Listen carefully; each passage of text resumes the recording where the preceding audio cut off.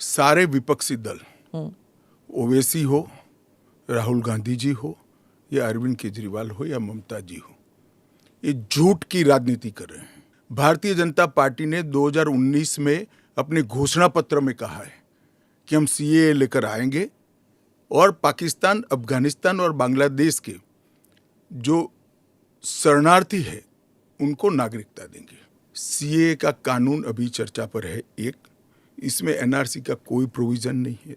दो, इसमें किसी की नागरिकता छीनने का कोई प्रोविजन नहीं है। तीन, अगर विपक्ष को ये चाहिए कि उनसे चर्चा हो तो कोई भी कानून करने से पहले और बाद में संसद में चर्चा होती ही है।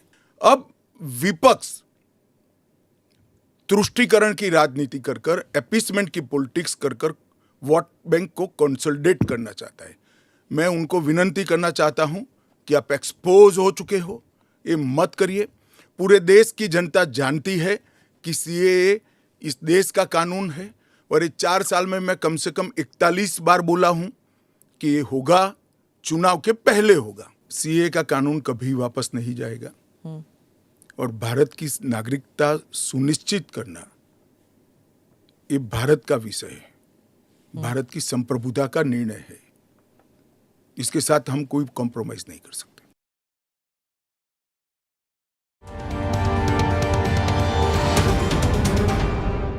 Namaste, Jai Hind. Welcome to another edition of the ANI podcast with Smita Prakash. Today, my guest is the Indian Home Minister Amit Shah, and the podcast is mainly a conversation about the Citizenship Amendment Act, which has recently been notified by the Government of India. The portal is already up for fast tracking of citizenship to undocumented non-Muslim migrants from Pakistan, Bangladesh, and Afghanistan. Like in 2019, when a lot of disinformation was spread about the act, which led to street violence in many parts of India, this time too political parties have begun attacking the Home Ministry and specifically the BJP, saying that this process is discriminatory in essence and will lead to hundreds of thousands of people losing their citizenship. To answer these questions and some others, let's speak to the man often referred to as the right-hand man of Prime Minister Narendra Modi, Amit Shah. Amit भाई, ANI के podcast में आने के लिए धन्यवाद जी। CA के लिए अभी लाने की क्या ज़रूरत थी? सारे जो विपक्ष के नेता हैं सब कह रहे हैं कि ये ठीक चुनाव के पहले नोटिफिकेशन लेके आए हैं। पहली बात तो सीए की ज़रूरत क्या थी और इसकी नोटिफिकेशन चुनाव के 2 या 3 महीने पहले? देखिए, मैं पहले टाइमिंग की बात करता हूँ। जी। सारे विपक्षी दल, ओवैसी हो, राहुल गांधी जी हो या अरविंद केजरीवाल हो या ममता जी हो, ये झूठ की राजनीति कर रहे हैं। इसलिए टाइमिंग का महत्व नहीं है। भारतीय जनता पार्टी ने 2019 में अपने घोषणा पत्र में कहा है कि हम सीएए लेकर आएंगे और पाकिस्तान, अफगानिस्तान और बांग्लादेश के जो शरणार्थी है उनको नागरिकता देंगे। तो भारतीय जनता पार्टी का एजेंडा बहुत स्पष्ट है और वो एजेंडे के आधार पर हमें बहुमत मिला है। 2019 में ही ये बिल संसद के दोनों सदनों ने पार कर दिया। उसके बाद कोविड के कारण थोड़ा लेट हुआ। अब टाइमिंग का क्या महत्व है? सरकार ने अपनी विल चुने जाने से पहले अभिव्यक्त कर दी है। चुनने के बाद फर्स्ट प्रायोरिटी में पहले ही साल में दोनों सदनों से इस कानून को मान्यता मिल गई है। रूल्स फॉर्मेलिटी है। अब टाइमिंग का या पॉलिटिकल गेन या लॉस का सवाल नहीं है। अब विपक्ष तुष्टीकरण की राजनीति कर कर, एपीसमेंट की पॉलिटिक्स कर कर वोट बैंक को कंसोलिडेट करना चाहता है। मैं उनको विनती करना चाहता हूं कि आप एक्सपोज हो चुके हो, ये मत करिए। पूरे देश की जनता जानती है कि सीएए इस देश का कानून है और ये 4 साल में मैं कम से कम 41 बार बोला हूं कि ये होगा, चुनाव के पहले होगा। अब क्या मतलब है टाइमिंग का सवाल करने का? तो इतने साल तो हुआ नहीं ना, 2019 के बाद अब हुआ है। स्मिता जी, मुझे एक बात बताइए, wheel of legislator, wheel of government bill से प्रकट होता है या रूल से प्रकट होता है? ऑब्वियसली बिल से। रूल व्यवस्था करता है, जो करने में पहले कोविड के कारण और बाकी सारे पॉलिटिकल इश्यूज के कारण लेट हुआ। मगर कब से नागरिकता मिलेगी? तो 2014 के पहले से वो थंब रूल वहीं का वहीं है। आज क्या फर्क पड़ गया है बताइए? कोई फर्क नहीं पड़ा है। भारतीय जनता पार्टी को के लिए ये पॉलिटिकल गेन का मुद्दा नहीं है।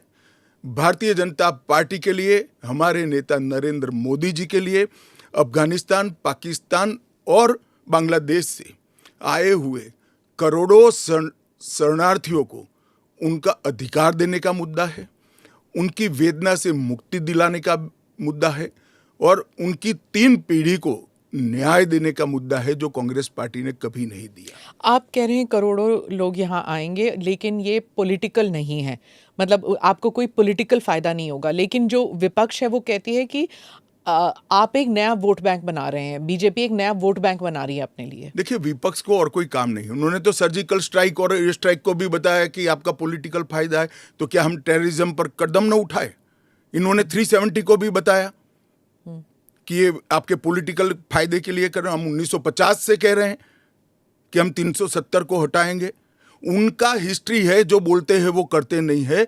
मोदी जी का हिस्ट्री है, जो भारतीय जनता पार्टी ने कहा है, नरेंद्र मोदी ने कहा है, वो पत्थर की लकीर है। मोदी की हर गारंटी पूरी होनी है। 2019 में आपने एएनआई को इंटरव्यू में कहा था कि जो हिंसा हुई थी उस वक्त, सीए के कारण जो हिंसा हुई थी, उस वक्त आपने कहा था एक डिसइंफॉर्मेशन कैंपेन है और वो आप दूर नहीं कर पाए उस डिसइंफॉर्मेशन को, मिस इन्फॉर्मेशन, डिसइंफॉर्मेशन, जो भी।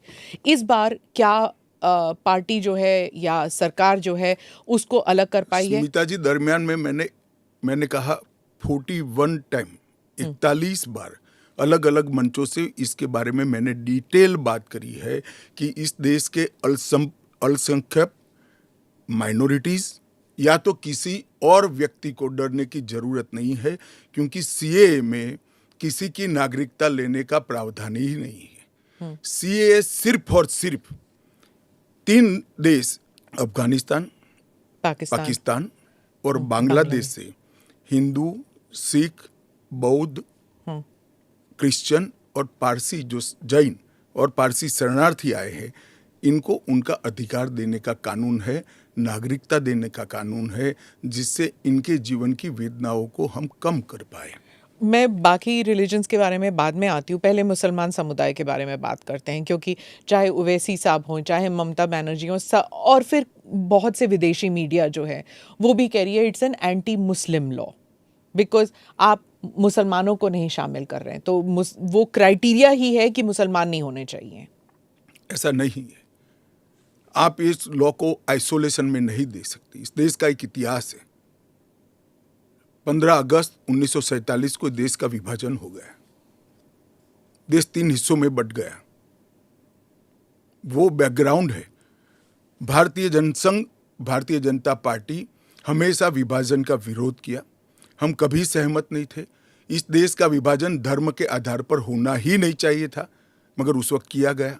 जब धर्म के आधार पर आप विभाजन करते हो और वहाँ जो अल्पसंख्यक है उन लोगों पर ढेर सारे अत्याचार हो, धर्म परिवर्तन कराए जाए, इनकी महिलाओं को अपमानित किया जाए, वो माँ बहन बेटी के लिए वो शरण में आए भारत की, तो क्या उसको यहाँ नागरिकता का अधिकार नहीं है? और स्वयं कांग्रेस के नेताओं ने आज़ादी के वक्त सैकड़ों भाषणों में कहा है कि अभी मारकाट चल रही है, अभी जहाँ है वहाँ रह जाइए, बाद में जब कभी भी भारत में आएंगे आपका स्वागत है। परंतु बाद में इलेक्टोरल पॉलिटिक्स चालू हुई, वोट बैंक की राजनीति चालू हुई। अपीसमेंट के कारण वो वादा कांग्रेस पार्टी ने कभी पूरा नहीं किया, जो आज नरेंद्र मोदी पूरा कर रहे हैं। सर, जो बाकी समुदाय, बाकी जो रिलीजन्स हैं, चाहे हिंदूज हैं, जैन हैं, बुद्ध हैं, सिख हैं, उन सबको तो मैं मानती हूँ, ठीक है, देवर रिलीजन्स बॉर्न इन इंडिया, इसलिए पर पारसी और अगर आप पारसी और ईसाइयों को ला सकते हैं, उन वो जो रिलीजन्स है, they were not born in India, तो अगर आप पारसी और ईसाइयों को ला सकते हैं तो मुसलमानों को क्यों नहीं? देखिए, मुस्लिम आबादी के लिए ही वो हिस्सा आज भारत का भाग नहीं है। वो भूमि इसीलिए दे दी गई थी। फिर तो हर देश से अव्यवस्था से जो आना चाहिए, इसके लिए भारत के दरवाजे खोल लो। भारत कहाँ बचता है? अखंड भारत के जो लोग हिस्सा थे और जिन पर धार्मिक प्रताड़ना हुई है, उसको शरण देना मैं मानता हूं हमारी नैतिक जिम्मेदारी है और हमारी कॉन्स्टिट्यूशनल रिस्पॉन्सिबिलिटी। और स्मिता जी, आप आंकड़े की गहराई में जाइए। जब विभाजन हुआ तब पाकिस्तान में 23% हिंदू थे, हिंदू और सिख थे। आज 3.7% बच गए। कहाँ गए सारे? इतने सारे तो यहाँ आए नहीं। धर्म परिवर्तन हुआ, अपमानित किया गया, दोयम दर्जे के नागरिक के नाते इनको रखा गया। कहाँ जाएंगे ये लोग? क्या देश इसका विचार नहीं करेगा? देश की पार्लियामेंट इसका विचार नहीं करेगी? देश की पॉलिटिकल पार्टियों ने इनका विचार नहीं करना चाहिए? इसमें अहमदी है, बांग्लादेश भी है। मैं बांग्लादेश की बात करता हूँ जी। 1951 में हिंदुओं का प्रतिशत 22% था। मैं 51 की बात कर रहा हूँ। बांग्लादेश की 51 के आंकड़े ऊपर हमारे पास है। 2011 की जनगणना में वो 10% रह गए। कहाँ गए वो लोग? अफगानिस्तान 1992 के पूर्व, मैं 92 के आंकड़े मेरे पास लगभग 2 लाख सिख और हिंदू थे और आज करीब 500 बच गए। क्या इन लोगों को अपनी बिलीफ से जीने का अधिकार नहीं है? वो जब भारत एक था तब हमारे ही थे, हमारे ही भाई है, हमारी ही बहन है, हमारी ही माता है। अगर यही थ्योरी को आप अपना लो तो पार्टीशन के बाद इतने सारे शरणार्थियों को क्यों लिया? उसका भी तर्क नहीं है फिर तो वही मैं पूछूंगी कि आपने कहा कि धर्म के आधार पर दूसरा मुल्क बना, पर वहां पर शिया और अहमदी, बलोच, ये भी तो प्रताड़ित है वहां पर। देखिए, वो प्रताड़ना आंकड़ों के आधार पर इतनी सिद्ध नहीं की जाती और पूरी दुनिया में ये सारा ब्लॉक मुस्लिम ब्लॉक माना जाता है। आप मेरी बात समझ कर चलिए। और शिया, अहमदिया वो तो छोड़िए, मुसलमान को भी अधिकार है यहाँ एप्लीकेशन करने का। हमारे संविधान ने रास्ता खोला है, वो एप्लीकेशन कर रेफ्यूजी के तौर पर ना रेफ्यूजी के तौर पर नहीं, नागरिकता लेने के लिए अप्लाई कर सकते हैं। भारत सरकार इनकी भारत की सुरक्षा और भारत की बाकी सारी चीजों को देखते हुए उसका निर्णय करेगी। अच्छा, तो एक रास्ता किसी के लिए बंद नहीं है। अच्छा। ये स्पेशल एक्ट इसलिए बनाया है कि ये किसी भी वैध डॉक्यूमेंट के बगैर शरण में आए हैं, बॉर्डर क्रॉस कर आ गए हैं। तो अब आपने पोर्टल भी खोल दिया है, उसमें वो सारे डिटेल्स करेंगे। वो पोर्टल सुरक्षित है और अगर किसी के पास दस्तावेज नहीं है तो क्या अब वो ना नागरिक है, ना माइग्रेंट है, ना रेफ्यूजी है, क्या बन जाते हैं? देखिए, मैं आपको बताता हूं, जिनके पास दस्तावेज नहीं है इसका रास्ता हम बाद में ढूंढेंगे, परंतु जिनके पास दस्तावेज है वो मेरे एक रफ अंदाज से 85% से ज्यादा है। और कितनी देर लगेगी? क्योंकि उन्हें एक ओथ भी लेना पड़ेगा। हमने कोई समय मर्यादा नहीं रखी है। अच्छा, आराम से सब लोग एप्लीकेशन करें। मैं सबको अपील करता हूं, आप आराम से करिए। ये एप्लीकेशन देश की सभी भाषाओं में है। आपकी भाषा में आप डाउनलोड कर सकते हो, एप्लीकेशन कर सकते हो और आपकी समय की अनुकूलता से भारत सरकार आपको इंटरव्यू के लिए बुलाएगी और डॉक्यूमेंट की ऑडिट के लिए बुलाएगी। और वो फेस टू फेस इंटरव्यू होगा या फिर? या फेस टू फेस होगा। Face to face original document लेकर आना पड़ेगा। और अगर वो सेकंड जनरेशन रेफ्यूजीज है, मतलब अगर उनके बच्चे हो गए हिंदुस्तान में, 15 अगस्त 1947 से लेकर 31 दिसंबर 2014 तक जो भी आए हैं वो और उनके बच्चों का भारत में स्वागत है। ठीक, मैं आपके आलोचक के जो कमेंट्स हैं उनको पढ़ती हूँ और आप बताइए। जो दिल्ली के चीफ मिनिस्टर हैं वो कहते हैं, वो सवाल उठा रहे हैं। उन्होंने कहा कि ये जो अंधाधुंध लोग आएंगे, बीजेपी उन्हें नागरिकता देगी, उससे थेफ्ट, रॉबरीज, रेप बढ़ जाएगा। दिल्ली के मुख्यमंत्री अपने भ्रष्टाचार के उजागर होने से अपना आपा खो बैठे हैं। उनको मालूम नहीं है कि ये सारे लोग आ चुके हैं, आज भारत में ही रह रहे हैं। सिर्फ इनको अधिकार नहीं मिला है, वो अधिकार देने की बात है। 2014 तक जो आ गए इनको नागरिकता देनी है। और इतनी ही चिंता है तो वो क्यों बांग्लादेशी घुसपैठियों की बात नहीं करते हैं? रोहिंग्यास का विरोध क्यों नहीं करते हैं? क्योंकि वो वोट बैंक की पॉलिटिक्स कर रहे हैं। दिल्ली के चुनाव उनके लिए लोहे के चने चबाने जैसे हैं, इसलिए वोट बैंक की पॉलिटिक्स कर रहे हैं। नौकरी का कहाँ सवाल है, वो ऑलरेडी यहाँ है। और क्या? बांग्लादेशी नौकरी का अधिकार नहीं मार रहे हैं क्या? रोहिंग्याज नहीं मार रहे हैं? इनके लिए तो आप कभी नहीं बोले भाई। सिर्फ जो हिंदू शरणार्थी आए हैं, जो बौद्ध शरणार्थी आए, जो जैन, पारसी और क्रिश्चियन शरणार्थी, इसी का विरोध कर रहे हैं। वो यही कह रहे हैं कि आप अपने नागरिकों को नौकरी नहीं दे पा रहे हैं और इनको आप स्मिता जी वो पार्टीशन के बैकग्राउंड को भूल गई हैं। शायद उनको जो निराश्रित आए थे, जो रेफ्यूजीज आए थे, इनके परिवार के साथ एक चाय पीनी चाहिए। अरबों खरबों रुपए की संपत्ति छोड़कर रेफ्यूजी बनकर यहां आए थे, दिल्ली के बाजार में सब्जियों की दुकान लगाई थी। मोदी जी ने विभाजन की विभीषिका का दिन मनाकर उसको हिस्ट्री का हिस्सा बनाया है। इन लोगों के मन में संवेदना नहीं है, वो समझते नहीं है वहां धर्म के आधार पर इनके परिवार की महिलाओं का गौरव छीना जाए, अपमानित किया जाए, क्या करेंगे वो? इनकी वेदना हम भी नहीं सुनेंगे। 50 में आ गए, 60 में आ गए, 70 में आ गए, 80 में आ गए, आज भी नागरिकता नहीं है। बच्चों को अस्पताल में दाखला नहीं मिलता है, ढंग की नौकरी नहीं मिलती है, छुट भैया नौकरी करते हैं, अपने नाम से प्रॉपर्टी नहीं ले सकते हैं, मतदान नहीं कर सकते हैं। क्यों? क्या गुनाह है उनका? विभाजन का फैसला उन्होंने नहीं किया था, कांग्रेस पार्टी ने किया था। और उस वक्त सब ने कहा था कि जो आएंगे उसको हम नागरिकता देंगे। अब अपने वादे से मुकर जाना, मैं मानता हूं कि हमें तो कम से कम मंजूर नहीं है। इनकी संवेदनाओं को भारतीय जनता पार्टी भी महसूस करती है, इस देश के प्रधानमंत्री भी महसूस करते हैं, और हम मानते हैं कि इनकी ये 75 साल की वेदनाओं का अंत कभी न कभी आना चाहिए, और ये चुनाव के पहले आ जाए वो ठीक है। ममता बनर्जी पे आती हूँ। चीफ मिनिस्टर ने कहा है कि बीजेपी जो है ये हिंदू मुसलमान का खेल कर रहे हैं, और उन्होंने ऑडियंस को कहा कि आपकी प्रॉपर्टियां छिन जाएंगी, आपके बच्चों का एजुकेशन ख़त्म हो जाएगा, आपको डिटेंशन कैंप में भेज दिया जाएगा, और डिटेंशन कैंप ऑलरेडी हैं। तो ये सीए के ज़रिए 15 से लेके 20 लाख लोगों की सिटीजनशिप छीन ली जाएगी। देखिए, मैं ममता जी को करबद्ध निवेदन आपके इस कार्यक्रम के माध्यम से करना चाहता हूं। पॉलिटिक्स करने के हजारों मंच है, प्लीज बांग्लादेश से आए हुए बंगाली हिंदुओं का हित मत करिए। आप खुद बंगाली हैं। बांग्लादेश से जो बंगाली हिंदू आए हैं, इनको नागरिकता देने के लिए एक कानून है। ममता जी को मैं खुली चुनौती देता हूं, इस कानून की धारा में से किसी की नागरिकता छीनने की एक धारा वो बता दे सार्वजनिक रूप से।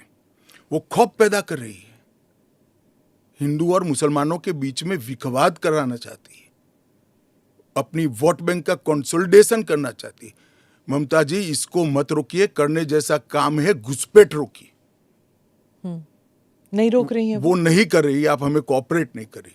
आसाम में कंप्लीट घुसपैठ रोक गया क्योंकि वहां भारतीय जनता पार्टी का शासन है। किस तादाद तक घुसपैठ हुआ है और कब से हो रहा है? देखिए, इसके अधिकृत आंकड़े जब तक राज्य सरकार कोऑपरेट न करे ढूंढना बहुत दिक्कत होती है, क्योंकि कलेक्टर के हाथ में पूरा मशीनरी। और डिटेंशन कैंप की बात, अगर वो दिन दूर नहीं है जी, वो दिन दूर नहीं है कि वहां पर भी भारतीय जनता पार्टी की सरकार आएगी और हम इसको कड़ाई से रोकेंगे। इसीलिए तो आपको चाणक्य कहते हैं पॉलिटिक्स। नहीं, मैं मानता हूं कि अगर इसी प्रकार की पॉलिटिक्स आप करेंगे, इतने महत्वपूर्ण राष्ट्रीय सुरक्षा के मुद्दे के साथ अपीसमेंट की पॉलिटिक्स कर घुसपैठ होने देंगे, जो शरणार्थी आए हैं उनको नागरिकता देने का विरोध करेंगे, तो जनता आपके साथ नहीं रहेगी।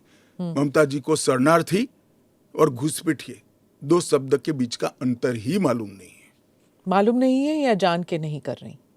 अब मैं तो जो बोलती है वो सच मानता हूं, इसलिए कह रहा हूं मालूम नहीं है। डिटेंशन कैंप के बारे में बताइए, इसके बारे में बहुत गलतफहमी आ रही है। ऐसा है, आप स्मिता जी इतनी जागरूक पत्रकार है, देश की जानी मानी पत्रकार है, आप भी स्वयं एक बार सीएए को पढ़ लेती, इसके रूल्स को पढ़ लेती, तो मालूम पड़ता इसमें डिटेंशन कोई कैंप की प्रोविजन ही नहीं। जो इलीगल माइग्रेंट्स हैं, अगर उनके पास कोई दस्तावेज नहीं है, उन्हें वापस अपने देश भेजने से पहले उन्हें डिटेंशन कैंप में रखा जाता है। ये आपने डिटेंशन एरिया में, जेल में नहीं डाल सकते, ये आपने 2019 में मुझे समझाया था एक इंटरव्यू में। CAA में डिटेंशन कैंप नहीं है। इसी को लेकर मैं सवाल पूछ रही हूँ कि अगर CAA के तहत वो लोग नहीं आते तो वो कहाँ जाएंगे, क्या होगा उनका? नहीं, उनकी व्यवस्था होगी ना। 100 लोगों का प्रॉब्लम है तो उसमें से 85 का तो अभी क्लियर हो रहा है, बाकी का आगे सोचेंगे। तो कितने लोग होंगे आपके हिसाब से? लाखों में, करोड़ों में, हजारों में, कितने लोग हैं? देखिए, ढेर सारे लोग हैं, इसकी कोई गिनती नहीं है। वो जब एप्लीकेशन आएगी, और बहुत सारे लोग, ये जो मिस कैंपेन चल रहा है, अपप्रचार चल रहा है, इसके कारण शायद एप्लीकेशन करते हुए भी डरेंगे। मैं सबको आश्वस्त करना चाहता हूं, आप यहां पर अप्लाई कर दीजिए। नरेंद्र मोदी गवर्नमेंट पर भरोसा रखिए, आपको रिट्रोस्पेक्टिव इफेक्ट से सिटीजनशिप दी जाएगी। आपका अवैध तरीके से भारत में आना, इस शरणार्थी के रूप में आपको स्वीकृति ये कानून दे रहा है। इसका कोई क्रिमिनल केस आप पर होगा नहीं, और आपकी भारत में की हुई सारी एक्टिविटी को भी वैधता प्रदान की जाएगी। तो किसी को डरने की जरूरत नहीं है। उनके पास एक्स्ट्रा राइट्स होंगे या इक्वल राइट्स होंगे या कम राइट्स होंगे? इक्वल राइट होंगे, वो भारत के नागरिक माने जाएंगे। मेरा और आपके जितना ही अधिकार उनका होगा। एक और बात थी, वो एक तो गलतफहमी, अप्रचार कहिए या जो भी है, या कंफ्यूजन ही कहिए, कि असम में CAA लागू होगा या नहीं होगा, और NRC और CAA ये इनका क्रॉसिंग है कि नहीं, इंटर देखिए, असम में जो NRC की ऑर्डर हुए वो सुप्रीम कोर्ट ऑफ इंडिया की, इसका CAA से कोई लेन देन नहीं है। आसाम नहीं, देश के हर हिस्से में CAA लागू होगा। सिर्फ नॉर्थ ईस्ट के राज्य जहां पर 2 प्रकार के विशेषाधिकार उनको दिए गए हैं, वो विशेषाधिकार के तहत जो राज्य आते हैं उनको ही CAA नहीं होगा। एक इनर लाइन परमिट का प्रोविजन है, और संविधान की 6ठी अनुसूची में शामिल जनजातीय क्षेत्र है। हाँ, वो जो 6th शेड्यूल में वो असम के कुछ, जम्मू कश्मीर के कुछ इलाके, राजस्थान के कुछ इलाके, हिमाचल के कुछ इलाके आते हैं उसमें। वहाँ नहीं लागू होगा, बाकी सब जगह लागू हो जाए। पर लोग नहीं जानते ना, क्योंकि कुछ साल वो यहाँ हैं, कुछ साल, और जो ट्राइबल इलाके हैं उनका जो कॉम्पोजिशन है वो बदलेगा नहीं CAA की वजह से? जरा भी नहीं बदलेगा। ट्राइबल कॉम्पोजिशन और उनके अधिकार को हम जरा भी डाइल्यूट नहीं कर रहे हैं। हमने एक्ट में ही प्रोविजन कर दिया है कि जहां पर भी इनर लाइन परमिट है और जहां संविधान की 6ठी सूची में जो क्षेत्र शामिल किए गए हैं, इन पर वहां पर CAA नहीं लागू होगा, और वहां के एड्रेस वाला एप्लीकेशन भी ऐप में अपलोड ही नहीं होता है। तो लागू होने का सवाल ही नहीं आता है। और एक्ट में ही प्रोविजन है, मगर हमने एप्लीकेशन में भी वो एरिया को एक्सक्लूड कर दिया है। कोई अप्लाई करेगा भी वो वहां से तो नहीं, ऐप ही नहीं खुलेगा। पर वो कहीं और जाके अप्लाई कर सकता है तो वो भारत के नागरिक तो बन ही सकते हैं। हाँ, अच्छा, ओके। वो संविधान की 6ठी अनुसूची में सुरक्षित क्षेत्रों के नागरिक नहीं बन सकते। इनर लाइन परमिट से सुरक्षित क्षेत्रों के नागरिक नहीं बन सकते, वो भारत के नागरिक बन ही सकते हैं। आपने कहा हर जगह लागू होगा। केरल, तमिलनाडु, पश्चिम बंगाल, इन तीनों राज्यों ने कहा है कि हम यहाँ पर लागू नहीं होने देंगे। क्या उनके पास ये अधिकार है कि वो लागू नहीं करने देंगे? वो भी समझ रहे हैं कि उनको अधिकार नहीं है। हमारे संविधान के अनुच्छेद 11 में संसद ने नागरिकता के बारे में कानून बनाने का अधिकार केवल और केवल भारत की संसद को दिया गया है। एक केंद्र का विषय है, केंद्र और राज्यों का साझा विषय नहीं है। तो नागरिकता के बारे में कानून और कानून का इम्प्लीमेंटेशन, वो दोनों हमारे संविधान की 246/1 अनुच्छेद के माध्यम से इसको शेड्यूल 7 में डाला गया है, जो केंद्र की, इसकी तमाम शक्तियां केंद्र को दी गई है। पर जैसे वेरिफिकेशन वगैरह है, पूरा जो ग्राउंड पे तो चेकिंग होगी ना, वो सब तो स्टेट गवर्नमेंट ही करेंगे। क्या वेरीफाई करना है? सिर्फ पोर्टल के थ्रू? वो तो इंटरव्यू में लेकर आएंगे कि मैं बांग्लादेश से आया हूं, देखिए मेरा पुराना डॉक्यूमेंट है। और वो राज्य में नहीं होगा इंटरव्यू? इंटरव्यू राज्य में भी हो सकता है, भारत सरकार करेगी। तो कोऑपरेशन की जरूरत नहीं है क्योंकि ये करना ही होगा। मैं मानता हूं चुनाव के बाद सब कोऑपरेट करेंगे। ये पॉलिटिक्स के लिए गलत प्रचार कर रहे हैं, एपीसमेंट की पॉलिटिक्स। और क्या यहाँ मतलब बांग्लादेश, अफगानिस्तान, पाकिस्तान के जो शरणार्थी हैं, क्या वो तमिलनाडु में गए हैं? वहां पर मतलब स्टालिन इसको इतना बड़ा भाई मैं इशू कोई बना रहे हैं। पॉसिबिलिटी छोड़ना नहीं चाहता। हाँ। एक भी है तो उसको नागरिकता देंगे। जी। जयराम रमेश, कांग्रेस के नेता, ने कहा है कि ये अनकॉन्स्टिट्यूशनल है। शशि थरूर कहते हैं कि अगर कांग्रेस जीत जाती है इलेक्शन या इंडिया अलायंस जीत जाती है तो ये सीएए को रिपील कर दिया जाएगा। क्या कहेंगे आप? देखिए, उनको भी मालूम है कि इंडिया अलायंस सत्ता में नहीं आना है। मैं आज आपके चैनल पर कहना चाहता हूं, सीए के कानून को भारतीय जनता पार्टी की सरकार लाई है, नरेंद्र मोदी सरकार लाई है। इसको रिपील करना असंभव है। हम पूरे देश को जागरूक करेंगे और रिपील करने वालों को कहीं पर स्थान ही न मिले, इस स्थिति होगी।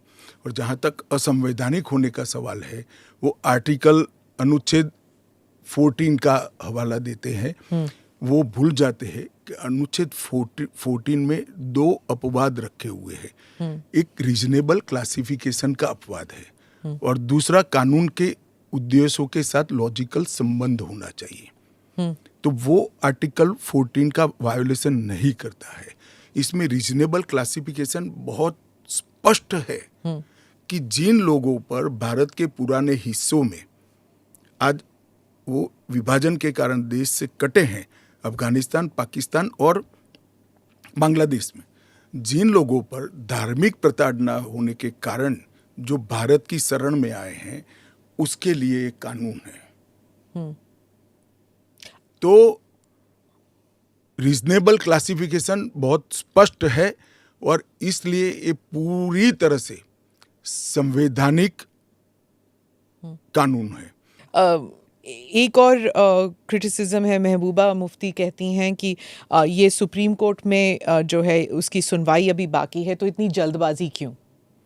देखिए, हर कानून को कोई सुप्रीम कोर्ट में स्टे करेगा तो कानून का इम्प्लीमेंटेशन नहीं होगा। सुप्रीम कोर्ट के सामने न्याय मांगने के लिए जाना और सुप्रीम कोर्ट ने स्टे देना 2 अलग बात है। इस कानून पर सुप्रीम कोर्ट का कोई स्टे नहीं है। 4 साल से लोग गए हैं, अभी लंबित है, मगर सुप्रीम कोर्ट ने इसके इम्प्लीमेंटेशन पर कुछ स्टे नहीं दिया है। मैं महबूबा जी को पूछना चाहता हूँ, 370 पर 1951 में ही सुप्रीम कोर्ट में अर्जी हो गई थी, फिर क्यों इतने समय तक आप एंजॉय किए भाई? आप बताएंगे देश की जनता को? जब आपके पक्ष की बात होती है तब नैतिकता के पैरामीटर्स बदल जाते हैं। ऐसे नहीं होता है। देश का एक संविधान है, परंपराएं हैं, अदालतों की परिपाटी है, इसके हिसाब से देश चलता है। वो संविधान के बारे में बात करें तो यूबीटी जो ग्रुप है शिवसेना की, वो कहते हैं कि आपकी विफलताओं को छुपाने के लिए मेरा उद्धव जी से रिक्वेस्ट है कि कानून चाहिए या न चाहिए वो स्पष्ट करो पहले। क्या उद्धव जी बोल सकते हैं कि कानून नहीं आना चाहिए? मैं आज उनका आह्वान करता हूं, देश की जनता के सामने, महाराष्ट्र की जनता के सामने स्पष्ट करें कि सीएए नहीं होना चाहिए। हिंदू शरणार्थियों को, बौद्ध शरणार्थियों को, जैन, बौद्ध और क्रिश्चियन शरणार्थियों को नागरिकता नहीं मिलनी चाहिए। एक बार उद्धव जी स्पष्ट करें जरा। आपका इशारा बाल आई ठाकरे वॉश की। आप कर रहे हो, टाइमिंग का सवाल, तत्व का क्यों चर्चा नहीं करते हो? आपका इशारा बाल ठाकरे की तरफ। नहीं, मेरा तो उनकी ओर है। बाल ठाकरे साहब तो अब रहे नहीं, वो स्पष्ट करे। क्योंकि वो पहले बोलते थे जो नहीं, पार्लियामेंट में भी बोले हैं। अब उनको अल्पसंख्यकों के वोट चाहिए। एपीसमेंट की पॉलिटिक्स इसलिए आज उद्धव ठाकरे कर रहे हैं, हम नहीं कर रहे। हमारा डे 1 से स्पष्ट स्टैंड है कि भारत के कटे हुए हिस्से से जो शरणार्थी आए हैं, ये 3 देशों से धार्मिक प्रताड़ना के कारण आए हैं। वहां के जो अल्पसंख्यक आए हैं, उनको इस देश को नागरिकता देनी चाहिए। ओवैसी साहब पे आ जाती हूँ, जो आपके हमेशा ही स्पीक्स अगेंस्ट यू, तो उनके बारे में वो खुलकर ही कह रहे हैं कि ये एंटी मुस्लिम है। क्या तर्क है आपका? एंटी मुस्लिम कैसे है?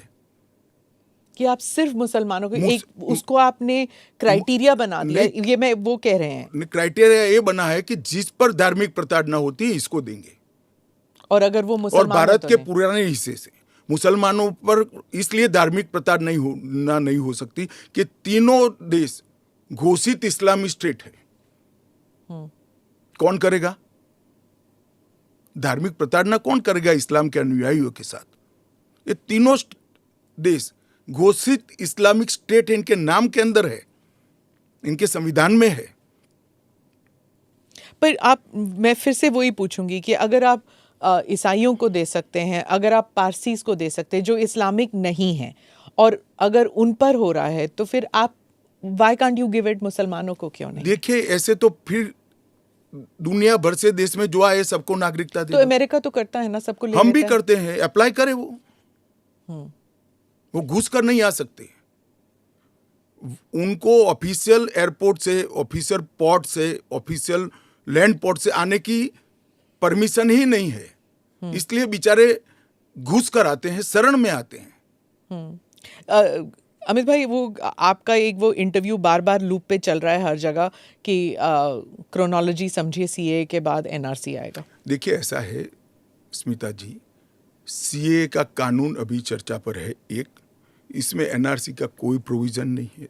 दो, इसमें किसी की नागरिकता छीनने का कोई प्रोविजन नहीं है। तीन, अगर विपक्ष को ये चाहिए कि उनसे चर्चा हो तो कोई भी कानून करने से पहले और बाद में संसद में चर्चा होती ही है। तो दोनों को मिक्सअप कर कर आप क्या लेना चाहते हो? अभी सिर्फ सीए चर्चा में है। जैसे सीए को इतना वक्त लगा, जिस तरह फार्म लॉज को रोल बैक किया गया क्योंकि सच अ लॉट ऑफ बैकलैश, तो क्या अगर इंटरनेशनल प्रेस में आने लगे और अगर यहाँ पर सड़कों पर लोग उतर आए तो क्या ये भी वापस ले लिया जाएगा? देखिए, सीए का कानून कभी वापस नहीं जाएगा, और भारत की नागरिकता सुनिश्चित करना ये भारत का विषय है, भारत की संप्रभुता का निर्णय है।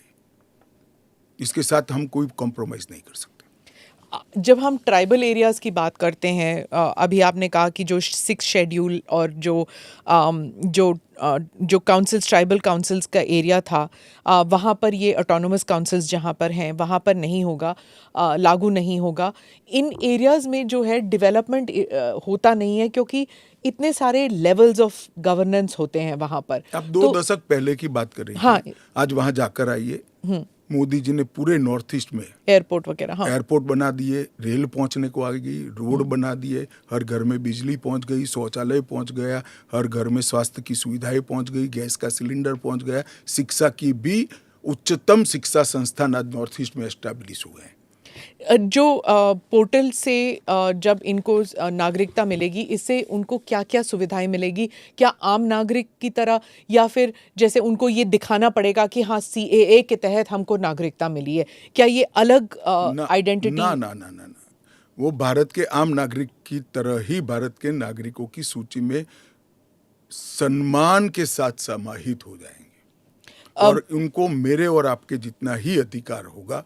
वो चुनाव भी लड़ सकते हैं, एमएलए भी बन सकते हैं, एमपी भी बन सकते हैं, मुख्यमंत्री या केंद्र सरकार के मंत्री भी बन सकते हैं। राहुल गांधी जो न्याय यात्रा में बार बार सीए भी उठा रहे हैं और बाकी विषयों पर भी सरकार पर आरोप लगाते हैं कि अपनी विफलताओं को छुपाने के लिए कभी सीए लागू कर रहे हैं। मेरा तो आपसे कभी रिक्वेस्ट है जी, कांग्रेस में आपकी अच्छी खासी पहुंच है, इस विषय पर राहुल जी से एक बार चर्चा कर डिटेल पूछ लो जरा। वो चर्चा नहीं कर रहे ना, वो मीडिया को वहां पर कह रहे हैं कि मीडिया जो है वो चर्चा नहीं करना चाहती क्योंकि वो हमारे हाथ बंधे हुए हैं, हमारा मुंह बंद है। नहीं, मगर इस कमरे में बैठकर आपको इंटरव्यू करे सीए पर और समझाए, जो वो बोल रहे हैं वो इतना समझा दे जनता को।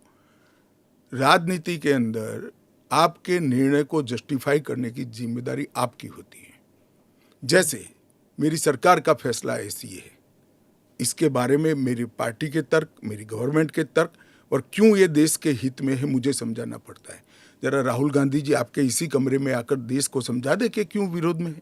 आप कहते हैं कि ये राजनीतिक नहीं है, लेकिन आपके जो राजनीतिक स्पीचेस हैं, तेलंगाना में आपने कहा, जब आप अपने वायदे गिनते हैं कि ये वायदे हमने पूरे किए, तो सीए भी उसमें है, तो इसमें राजनीतिक कहाँ से हो गया? तो फिर आपके तो वायदे हमारा एक वादा था कि देश के अर्थतंत्र को सुधारेंगे, तो क्या अर्थतंत्र मत सुधारो, पॉलिटिक्स कर रहे हो। फिर राजनीतिक कहाँ से हो गया? हम मानते हैं सीए देश के हित में है, इनका अधिकार है, इसलिए हमने दिया है। पॉलिटिक्स कहाँ से? वो भी कहे ना देना चाहिए। अगर राजनीतिक फायदा है तो उनको कौन रोक रहा है? पर सीए पे तो बहस हुआ नहीं ना, वो पास हो गया, उसके बाद पास कैसे हो गया? पार्लियामेंट में पूरी बहस करी हमने। तो अगर 400 सीट आते तो क्या वो फुल लाइसेंस हो जाता है कि आपके हिसाब से कि जनता ने कहा कि हमने आपको 400 सीट दी है, अब आप जो भी देश हित में समझे वो करते जाइए। ऐसे लाइसेंस जिन्होंने उपयोग करे, हमने तो कभी नहीं करे। हमने तो जनता ने जब जब आशीर्वाद दिया, बड़ी जिम्मेदारी के साथ देश चलाया, चाहे अटल जी हो चाहे नरेंद्र भाई। इंदिरा गांधी ने एक बार लाइसेंस का दुरुपयोग किया था और फिर स्वयं चुनाव हार गई थी। तो इसका भी मैकेनिज्म पड़ा है ना। जो लाइसेंस का दुरुपयोग करेगा उसका भी मैकेनिज्म है। हमारे 5 साल के बाद पब्लिक के सामने जाना है, यहां समाप्त नहीं हो जाता है। ये आप कह रहे हैं, लेकिन जैसे फॉरेन मीडिया को अगर आप देखें, वो कह रहे हैं कि एक के बाद एक जो आपने किया है, चाहे ट्रिपल तलाक हो, 370 हो, सीएए हो। एक सेकंड, फॉरेन मीडिया को पूछे उनके देश में ट्रिपल तलाक है क्या? नहीं है। उनके देश में मुस्लिम पर्सनल लॉ है क्या? उनके देश में एक भी स्टेट में 370 जैसा प्रोविजन है क्या? पर हमारे में हिंदू लॉ भी तो है, सक्सेशन लॉ है। इसका नाम हिंदू लॉ है, वो देश का नागरिक कानून ही है। फिर मैं उसी सवाल पे आती हूँ, चाहे सीए हो, यूसीसी हो, या यूसीसी नहीं, सीए हो, या फिर 370 हो, ट्रिपल तलाक हो, ये सब आपकी मेजॉरिटी की वजह से ये सब स्मूथली हो गया। अगर आप 400 लेकर आते हैं तो फिर तो कुछ और ही हो सकता है, इन द सेंस कि प्रियम्बल तक आप बदल सकते हैं, सोशलिज्म हटा देंगे, सेक्युलरिज्म हटा देंगे। संविधान की रचना करते वक्त ये सारी चीजें बहुत सोच समझकर बनाई गई हैं। तो मुझे बताइए कि जब जवाहरलाल नेहरू जी की पूर्ण बहुमत होती थी, इंदिरा जी की होती थी, राजीव गांधी को 400 सीट मिल गई, तो उस वक्त सब उचित था? नहीं था ना, इसीलिए तो उन्हें हटा दिया गया। तो हम भी नहीं करेंगे, उचित नहीं करेंगे, हम संयम नहीं रखेंगे, सेल्फ डिसिप्लिन नहीं रखेंगे, तो हमें भी बदल देंगे। ये तो कोई तर्क नहीं हुआ। देखिए, नरेंद्र मोदी के पास, इस देश के प्रधानमंत्री के पास 10 साल का ए ग्रेड पास्ट रिकॉर्ड है और 25 साल का प्लानिंग है। 25 और साल 25 साल Total. का प्लानिंग उन्होंने बनाया है कि 15 अगस्त 2047 को भारत पूर्ण विकसित भारत होगा। और उन्होंने पहली बार सरकार की मदद से नहीं, देश के 130 करोड़ लोगों को आह्वान लेकर संकल्प करा है कि सभी लोग जुटे, और ये 25 साल भारत को महान बनाने के 25 साल है। और मुझे बड़ा गर्व है कि मेरे नेता के आह्वान पर पूरा देश आज इस संकल्प से संकल्पित होकर अमृत काल के लिए तैयार होकर खड़ा है। इसके साथ साथ इस देश में गुड गवर्नेंस, इस देश के अर्थतंत्र को दुनिया के प्रमुख अर्थतंत्रों में शुमार करना, दुनिया भर के टेक्नोलॉजी और R&D के लिए एक प्लेटफॉर्म बनाना, भारत को मैन्युफैक्चरिंग का हब बनाना, भारत को हर क्षेत्र में आत्मनिर्भर बनाना, इस देश की शिक्षा व्यवस्था को दुनिया के साथ और दुनिया से आगे ले जाने का प्रयास करना, ये सारी चीजें हमने करी है और ये भी हमारा एजेंडा है। मगर आप जब हमारे भाषण में से कुछ चुन लेती हो तो यही मुद्दे चुनती हो। अगर आप चुनाव जीतते हैं, अगले 5 साल में एजेंडा क्या होगा? चलिए, एजेंडा हमारा घोषणा पत्र आएगा, इसमें आ जाएगा। आपका बहुत बहुत धन्यवाद। चलिए, धन्यवाद। Thank you for watching or listening to this edition of the ANI podcast with Smita Prakash.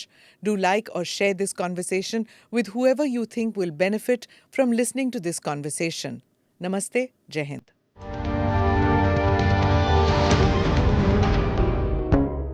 Click here to watch the previous episodes.